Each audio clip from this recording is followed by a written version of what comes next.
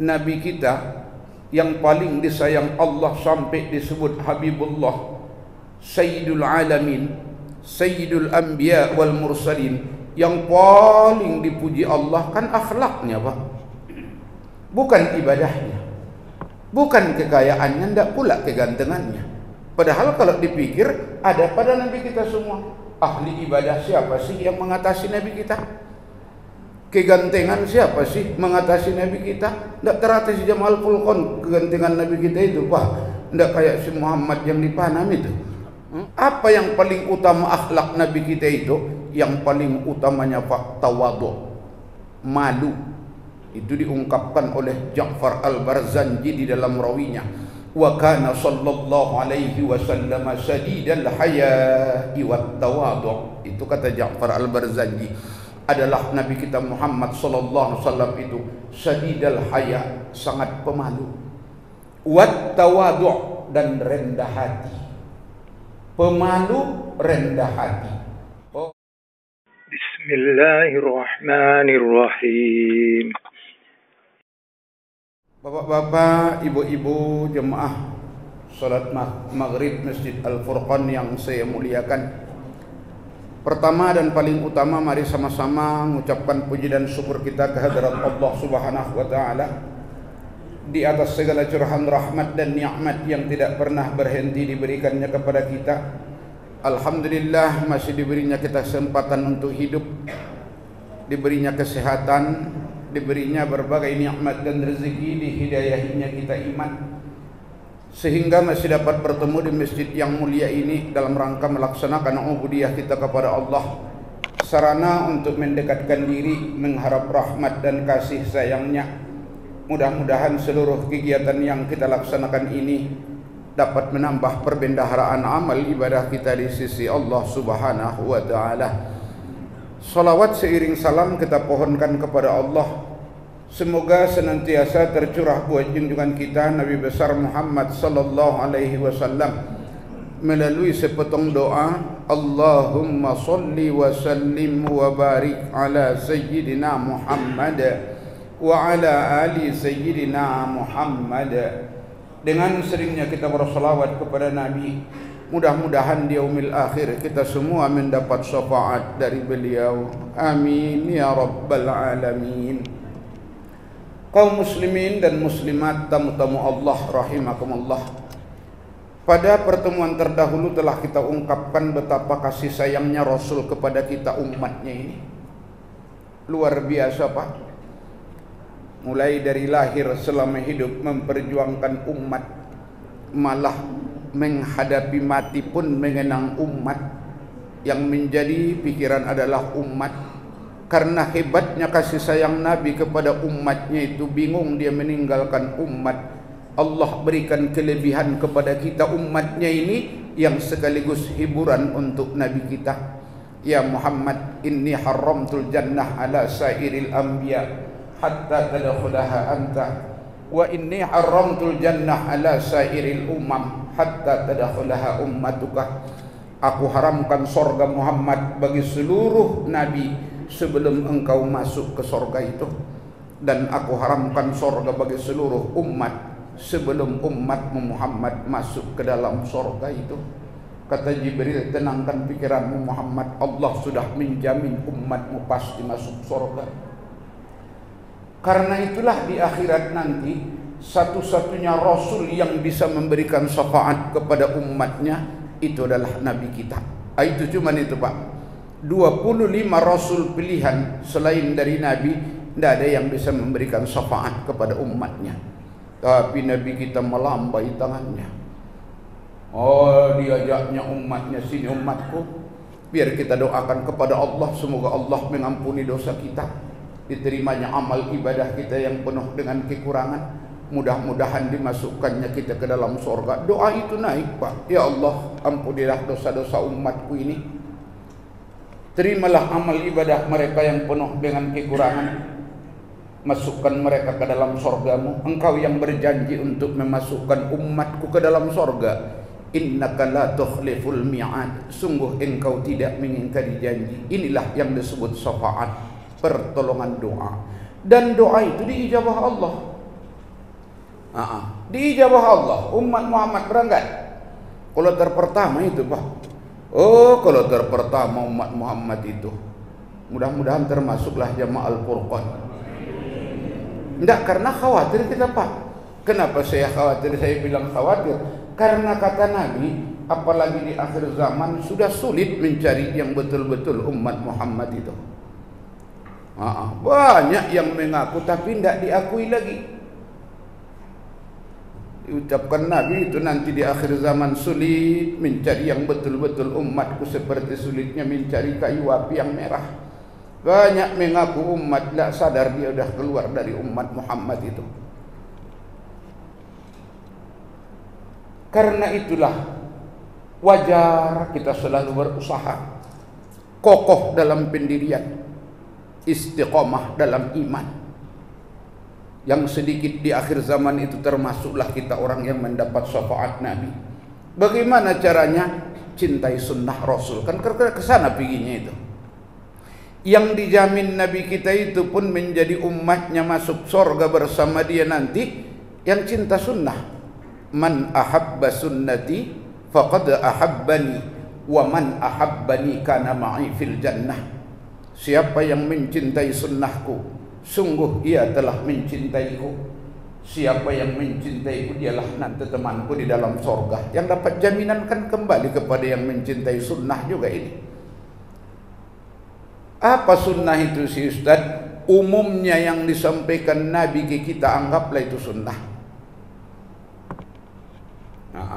Anggap sunnah. Karena semua keluar dari mulut Nabi itu. Syariat, akidah, ibadah, apa saja dari mulut Nabi keluar itu. Makanya kita sayangi, terutama akhlak. Itu jujurnya itu Pak. Kenapa saya katakan terutama akhlak? Karena al-adabu fauqal ilmi, kata Nabi. Adab itu di atas ilmu itu.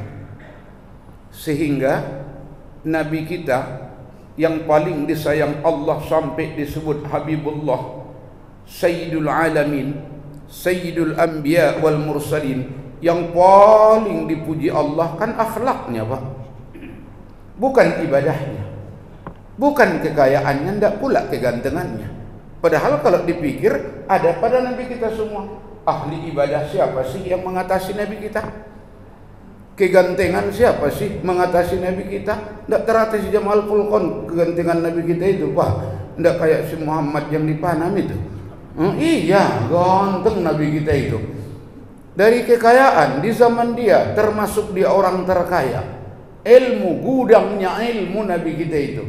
Tapi kita dengarkan di dalam Al-Quran, yang dipuji Allah dari Nabi kita itu bukan ilmu, bukan ibadah, bukan harta, bukan kegantengan, tapi akhlak. Wa innaka la'ala khuluqin azim. Sungguh engkau Muhammad berada pada akhlak yang sangat luhur. Itu yang dipuji Allah. Kenapa? Samalah dia mengucapkan Nabi, al-adabu fawqal ilmi. Adab itu di atas ilmu itu. Tinggi pun ilmu orangnya, kalau tidak beradab, benci orang itu Pak. Benci. Tapi walaupun tidak banyak ilmunya, tidak banyak hartanya, tidak tinggi jabatan kedudukannya, tapi adabnya luar biasa. Senang orang Pak. Senang orang kalau bagus adab itu. Makanya Nabi kita yang dipuji Allah pun adalah adab, akhlak, tata kerama, sopan santun. Apalagi namanya, pokoknya yang sejenis lah dengan itu. Ya pokoknya yang sejenis, adab, sopan santun, akhlak. Apa yang paling utama akhlak Nabi kita itu? Yang paling utamanya Pak, tawadhu, malu. Itu diungkapkan oleh Ja'far Al-Barzanji di dalam rawinya. Wa kana sallallahu alaihi wasallam sadidal haya'i wat tawadhu. Itu kata Ja'far Al-Barzanji. Adalah Nabi kita Muhammad sallallahu alaihi wasallam itu sadidal haya, sangat pemalu, wat tawadhu, dan rendah hati. Pemalu, rendah hati. Oh, malu itu pun sebagian iman itu Pak. Masih ada malu, masih kuat imannya itu.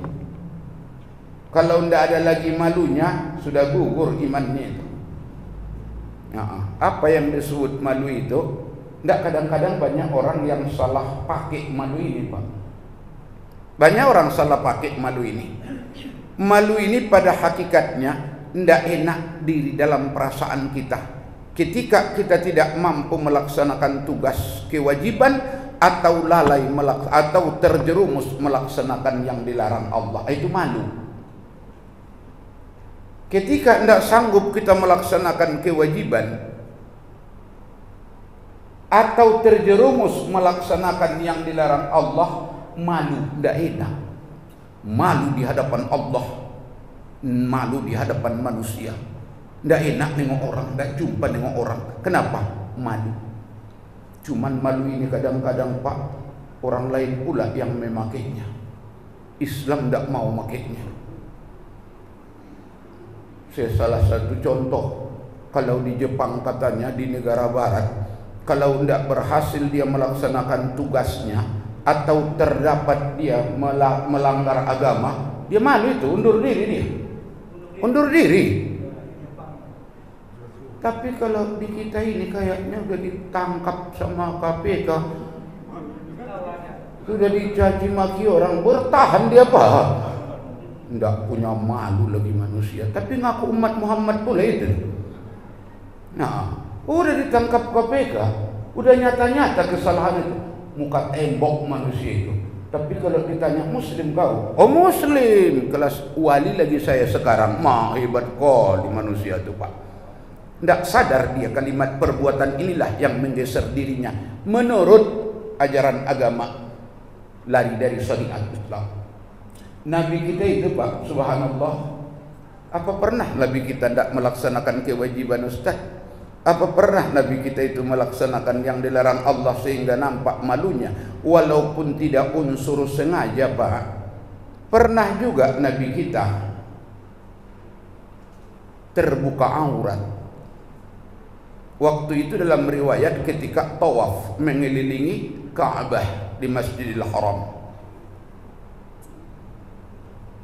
Nabi kita itu pakai gamis, pakai baju jubah. Makanya sunnah pakai baju jubah itu, Pak. Oh, baju Nabi seperti itu.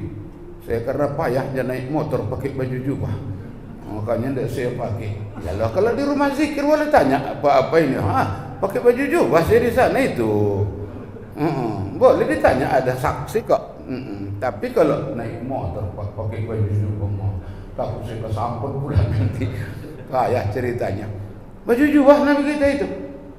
Taulah di Makkah itu angin kadang-kadang kuatnya luar biasa. Dihembus angin, naik jubah Nabi kita. Ada riwayat mengatakan sampai terlihat 3 jari di atas lutut Nabi.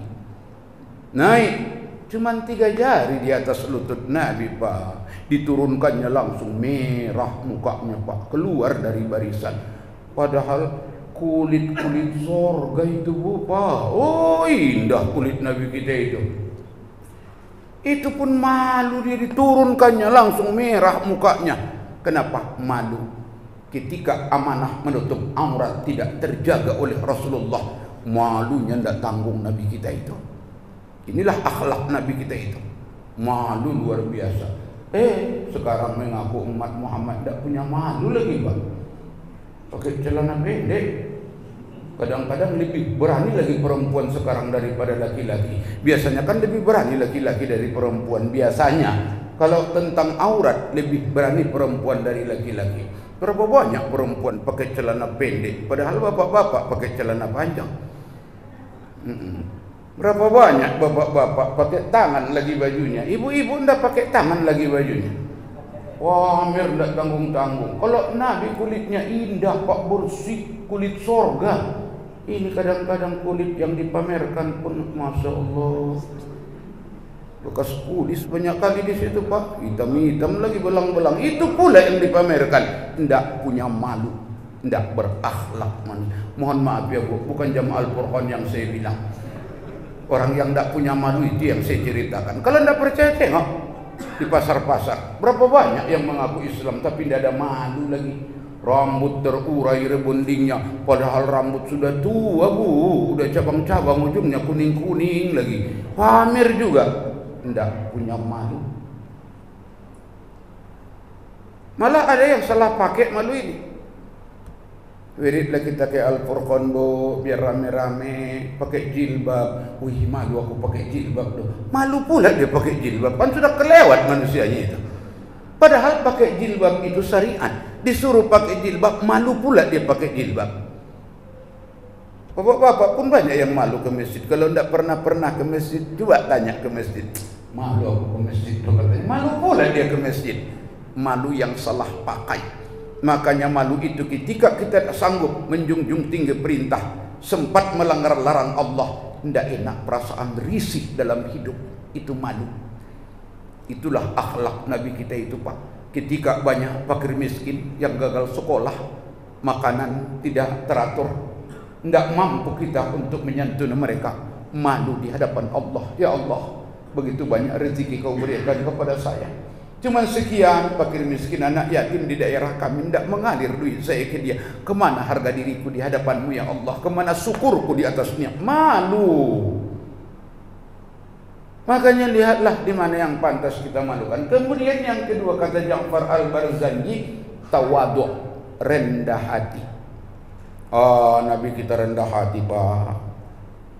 Sadar diri, la haula wala quwwata illa billahil aliyil azim. Itu betul-betul tertanam di hati Rasulullah itu.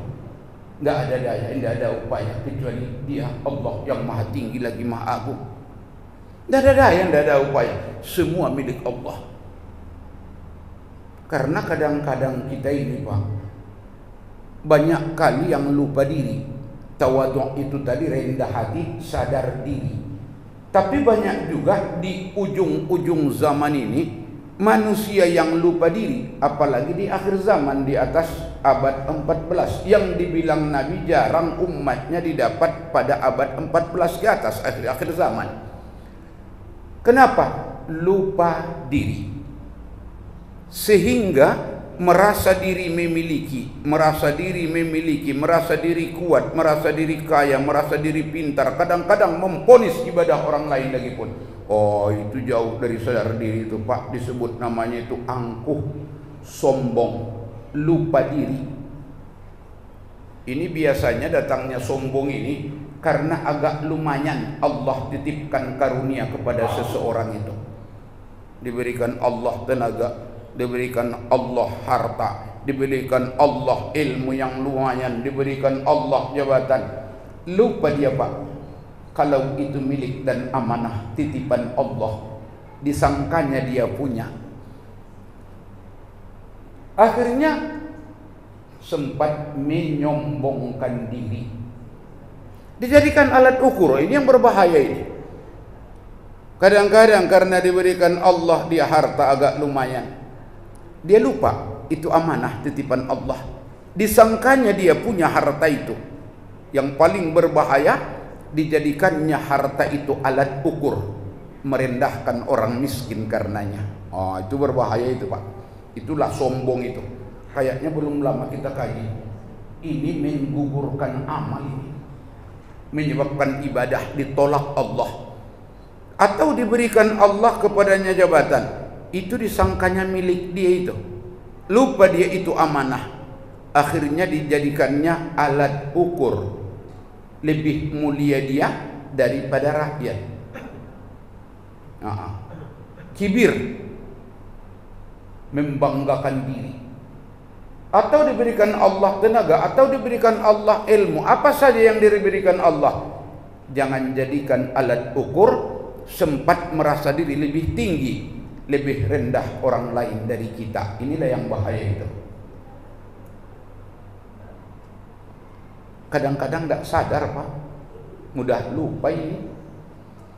Diukurnya manusia karena kemiskinan dan kekayaan, tidak Pak. Walaupun dia kaya, belum tentu mulia. Walaupun dia miskin, belum tentu hina. Oh, belum tentu. Yang menjadi mulia dan hina atqakum, orang yang bertakwa. Kalaulah orang kaya itu Pak mulia, Qarun pasti kaya itu, pasti mulia itu. Qarun pasti mulia itu kalau memang karena harta kekayaan itu menjadi orang mulia. Kalau jabatan yang membuat manusia mulia, Fir'aun kurang apa jabatannya itu? Sampai waktu itu dia mengaku Tuhan, ana rabbukumul a'la. Tapi kenyataannya hina dalam pandangan Allah. Karena apa? Sombong. Alah, jangankan Fir'aun dan Korun, Pak. Sedangkan yang sudah di sorga pun sombong, keluar dari sorga itu. Iblis itu kan dulu di sorga itu, Pak. Ratusan tahun di sorga itu. Oh, ratusan tahun di sorga.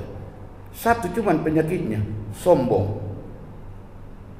Apa kesombongannya? Ana khairum minhu, saya lebih mulia dari dia. Khalaqtani min nar wa khalaqtahu min tin. Kau ciptakan aku dari api, kau ciptakan dia dari tanah. Sehingga ia tidak mau sujud kepada Adam, padahal Allah sudah perintah sujud ke Adam. Karena mengukur diri lebih mulia, tidak mau dia sujud. Sekali sombong, Pak, keluar dari surga itu. Keluar. Gimana pula yang bolak-balik sombong? Gimana mau masuk surga lagi, Bu? Yang sekali sombong aja tidak mau, yang udah di surga keluar dari surga. Makanya Rasulullah yang mulia itu kalau mau dia Pak sombong, apa yang tidak dimiliki penyebab kesombongan itu?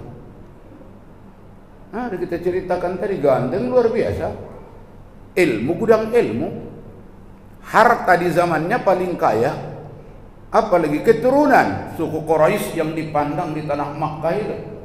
Tapi bukti kerendahan hati Nabi kita itu, pernah dia berkata, ana basarum mislukum fa idza nasitu fadzakkiruni. Saya manusia serupa dengan kamu, kalau aku lupa tolong ingatkan kamu saya. Manalah pula serupa dia dengan kita? Tidak serupa, Pak. Dari segala sisi tidak serupa kita dengan dia. Cuma satu sisi yang agak serupa, semua berasal dari tanah, namanya manusia, paling itu aja. Kalau lain dari itu tidak akan ada persamaan dengan Rasulullah itu. Tapi kenapa dia katakan ana basarum mislukum fa idza nasitu fadzakkiruni? Itu gambaran rendah hatinya. Ilmunya juga luar biasa. Karena itulah Bapak dan Ibu, kita jaga, sadar dirilah, haula wala quwata illa billah. Tidak ada milikku ini, ya Allah, semua titipanmu. Jangan jadikan alat mengukur diri, tapi jadikan alat mendekatkan diri. Yang kaya banyak orang mulia, tapi yang kaya tidak sedikit manusia hina. Yang miskin juga sama. Pejabat banyak yang mulia, Pak, tapi banyak juga pejabat yang hina. Kenapa? Manakala dijadikannya amanah Allah itu alat ukur memandang diri mulia, hinalah dia itu. Tapi kalau dijadikannya karunia itu alat mendekatkan diri kepada Allah, Allah mengangkat dia menjadi orang yang mulia. Yang susahnya, Pak, orang berilmu pula yang sombong, itu yang paling berat itu. Iya, kalau orang berharta, Pak, Anda tahu pula dia hukumnya, dia sibuk cari harta. Kalau pejabat, tidak tahu pula dia hukumnya, dia kan sibuk dengan urusan jabatan kantornya. Kalau dia keturunan, dia kan memang kebetulan dilahirkan Allah di keturunan suku yang mulia.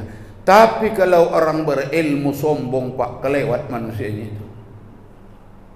Ada juga orang berilmu sombong, Ustaz. Oh, ada, Pak, banyak kali. Kadang-kadang kita lihat di depan mata kita kok, Pak. Karena dia lulusan tidak cuma di Indonesia. Oh, lulusan dari luar negeri, Pak. Dari Lucknow, Kairo, dari India, dari Mesir, dari Madinah, dari mana, sampai gelar sarjananya LC, MA, doktor, profesor. Enak kali dia, Pak, mengukur diri, menganggap ibadah orang lain dolalah. Melihat jemaah solat, itu tidak benar, mardud, ditolak itu. Itu amalnya tidak sempurna. Itu ibadahnya masuk surga, masuk neraka orang ini. Masya Allah, janganlah sampai seperti itu. Apalagi menuding ibadah orang lain tidak diterima, Pak. Itu berbahaya itu. Tidak level kita itu. Tidak ranah kita itu. Yang menentukan ibadah seseorang diterima atau ditolak itu cuma Allah itu, Pak. Kita tidak ada hak kita di situ. Loh, kita lihat belakangan ini, Pak. Banyak kali orang yang memponis ibadah orang lain dolalah, mardud, malah bid'ah, sesat, masuk neraka. Ya Allah, kok mudah kali. Jangan sempat. Karena tugas kita berbuat yang menentukan ibadah seseorang diterima atau ditolak itu cuma Allah. Jangan-jangan orang berilmu kalau dia sombong amalnya ditolak. Jangan-jangan orang yang sederhana ilmunya tapi karena dia sadar diri justru itu yang diterima Allah. Tapi aku bilang sama bapak, udah aku ceritakan pengalaman saya. Ini pengalaman paling berharga dalam hidup saya ini, Pak. Waktu saya tinggal di PTP 2, karena serang PTP saya, Pak. Karyawan PTP saya tahun 82 sampai 94, 12 tahun. PTP N2 Kebun Marike Bukit Lawang dilangkat. Makanya masuk ke PTP 5, tidak terkejut saya. Kawan-kawan mantan-mantan PTP 2 dulu banyak di sini, macam Parlindungan, Sawadisi, banyak kawan di situ. Termasuk alam bulu tombak ini itu segala macam. Nah, jadi waktu itu sakit namanya si Sanusi, dibawa ke rumah sakit Tanjung Keliling, tidak tuntas. Bawa ke rumah sakit Bangkatan Binjai, tidak juga tuntas. Dibawa ke rumah sakit Putri Hijau Medan, karena itulah PTP 2 Putri Hijau Medan, tidak juga. Udah di ronsen, diperiksa, tidak nampak penyakitnya. Bingung dokter, apa obatnya ini? Tidak nampak penyakitnya, entah apa. Akhirnya saran dokter, bawa kalian aja lah pulang. Tidak tahu penyakitnya, tidak apa yang mau diobati. Akhirnya dibawa pulang, Pak. Sampai di pondok, keluarganya cari obat lah, ke orang pintar segala macam lah, orang-orang apa, termasuk obat-obat ini. Tidak juga. Akhirnya kami kawan berkawan, bertetangga, musyawarah. Cuma kita bikin si Sanusi ini. Akhirnya sepakat kami minta doa kita sama Pak Pardi. Ada Pak Supardi di situ, orang tua, ngapak lagi. Ucapannya itu kasar, itu kaku dia. Iya, orang ngapak itu, Pak. Karena Pak kasar ucapannya itu kaku. Orang tua Pak Supardi. Siapa yang ke sana? Ya Ustazlah satu. Siapa kawan saya? Sunardi namanya. Ini agak sama-sama pula itu, Supardi, Sunardi. Orang Jawa kan mirip-mirip itu, Pak. Ayo aku bilang, ayo Pak, pergi kami ke rumah Pak Supardi. Assalamualaikum. Waalaikumsalam. Ustaz, iya Pak, masuk Ustaz, masuk. Duduk, datanglah kopi. Orang Jawa, Pak, begitu. Kalau datang tamu, tidak boleh ditanya apa tujuan, maksudnya sebelum disuguhkan kopi. Tapi orang Jawa dulu ini yang saya bilang ini, yang sekarang tak masih gitu, tidak tahu saya. Yang saya ceritakan kan orang yang dulu, masa saya dulu di PTP. Sekarang masih begitu, Bu? Aku takut loh kalau sekarang itu bukan kopi yang dikasih, malah ngeluh mahal kali gula di sini, Pak. Enggak ketelan. Anda disuguhkan pun kopi, kata orang Jawa, ora kolu, enggak ketelan. Kalau sudah diceritakannya mahal gula gimana? Akhirnya datang kopi, minum kopi lah. Siap minum kopi. Ada maksud Ustaz, kata Pak Pardi. Inilah Pak, kami ke sini. Sanusi kan dari dibawa dari rumah sakit. Ulama lah udah dari Putri Hijau ini. Enggak juga sembuh. Kata dokter enggak nampak penyakitnya. Dibawa, disuruh dokter bawa pulang. Untuk itulah Pak, kami datang ke sini musyawarah kawan berkawan, mohon doa sama Bapak. Mana tahu doa Bapak diijabah Allah, doa kita bersama. Oh iyalah Ustaz. Itulah kewajiban kita saling menolong. Paling tidak doa, kata beliau. Kita doakan ke Allah.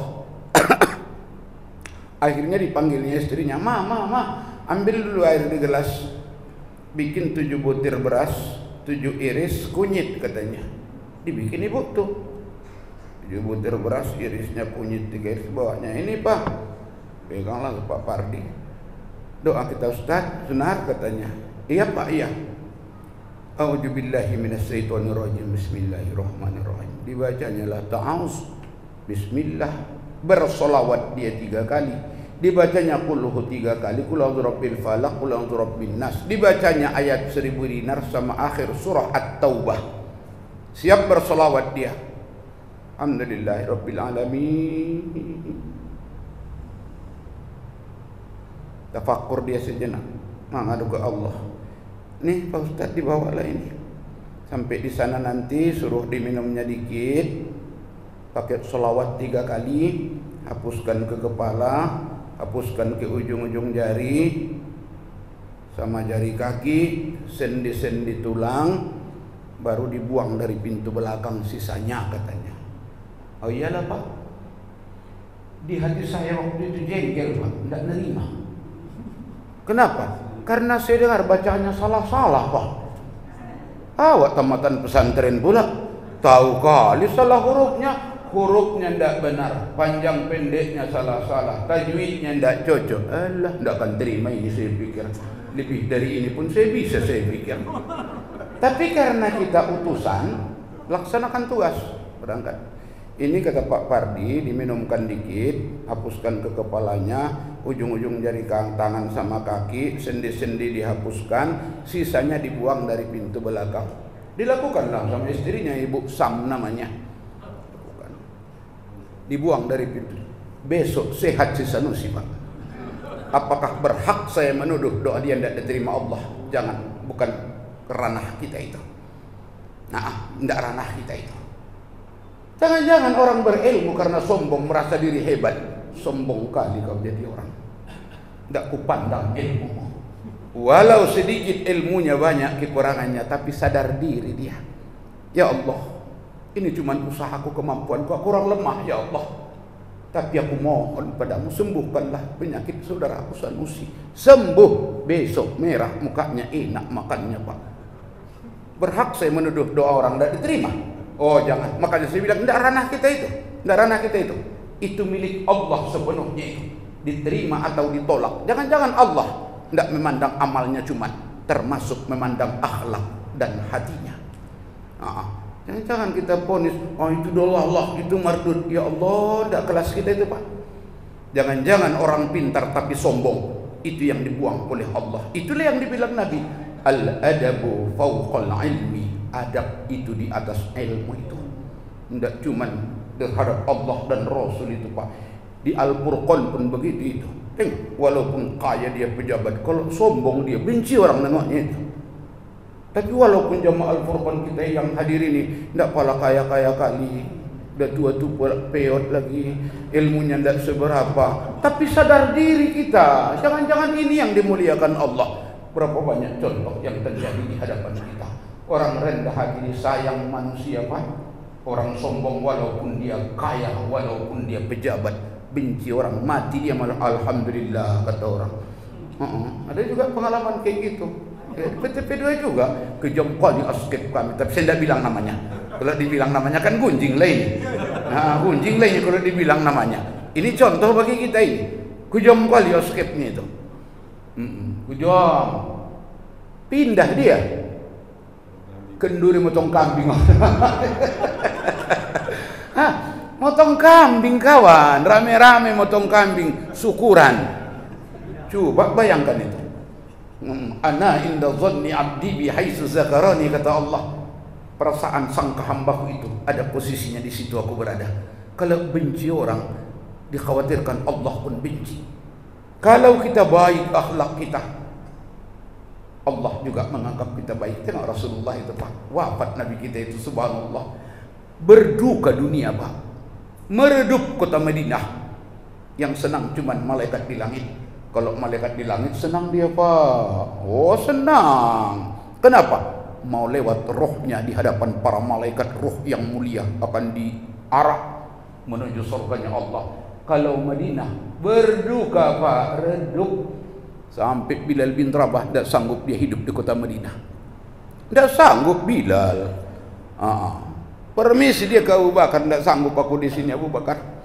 Nambah penyakit buat aku. Tidak sanggup aku melihat rumah Rasulullah. Selama ini aku lewat di situ dia ada. Selalu aku mengajak dia. Tidak sanggup aku di masjid, aku tengok sajadah Nabi tidak ada orangnya lagi. Izinkan aku Abu Bakar meninggalkan Madinah itu. Berangkat Bilal bin Rabah ke negeri Sam. Cuman itu pula lah Pak, kontak batin di antara Rasul dengan orang yang dicintainya dekat luar biasa. Mimpi Bilal bin Rabah. Mimpi Bilal. nampak datang Rasulullah, bilang, keras sekali hatimu anakku, teganya kau meninggalkan aku. Aku rindu azanmu Bilal, pulanglah nak, kumandangkan azan, biar terobat rinduku ini. Bangun Bilal, Pak. Oh, ndak ada pikir lagi, sap menuju negeri Madinah. Dari negeri Sam, ndak tahu capek, ndak tahu jalan apa, mendaki sampai di Madinah.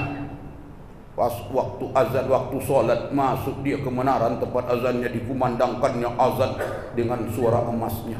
Sampai penduduk Madinah, apa Rasulullah hidup kembali, kata orang. Hebatnya pengaruh azan dengan Rasulullah. Apa Rasulullah hidup kembali, kata orang. Oh, ditengoknya orang.